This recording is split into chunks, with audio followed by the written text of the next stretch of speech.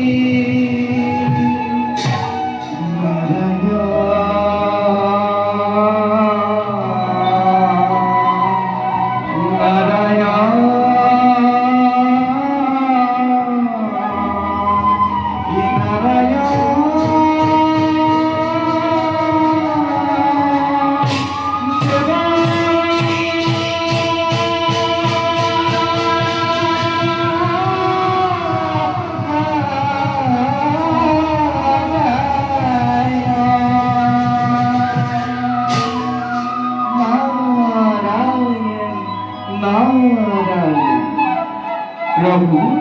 এই নীতি নাৰদৰ শতমুখী পণিপত কৰিব গ্ৰহণ ভজুগ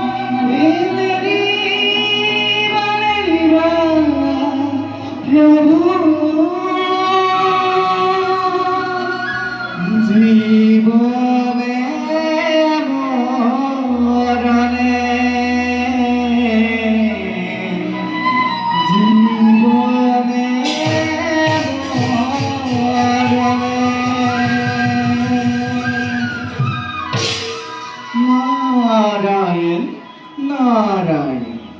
প্ৰভু অকলে অকলে আজি দেখোন একেবাৰে গভীৰ চিন্তাত মগ্ন আমি জানো তাৰ কিবা সম্ভেদ পাম প্ৰভু প্ৰভু আমি ব্ৰহ্মা কৃষ্ণ আৰু ৰুদ্ৰ নাৰায়ণ এক ভয়ঙ্কৰ বিপদৰ সন্মুখীন হৈ আমি ব্ৰহ্মা বিষ্ণু ৰুদ্ৰ একেবাৰে উপায়হীন হৈ পৰিছোঁ নাৰায়ণ এইমাত্ৰ মহাকাল আবিৰ্ভাৱ হৈ মহাপ্ৰলয়ৰ আগজাননী মহাবল মহাপ্ৰলয় সাগৰৰ ধাৰাই সমস্ত পৃথিৱী তোমাৰ কোনো কৌতুক বাকী নাথাকিব মাত্ৰ তথ্য আৰু অপূৰ্বৰ ভয়ংকৰ হৈ উঠিব নাৰায়ণ প্ৰভু এইবিলাক সংসাৰ কৰিবলৈ ৰুদ্ৰৰ কিমান সময়ৰ প্ৰয়োজন প্ৰভু দুষ্টক দমন শান্তক পালন কৰিলে পুনৰ সৃষ্টি ৰক্ষা কৰিব দেৱৰ্ষী প্ৰভু আপুনি কথাটো একেবাৰে পাতলকৈ ভাবিছে আপুনি এবাৰ ভাবি চাওকচোন ধ্বংস হৈছে সৃষ্টি পুনৰ্গণ জানো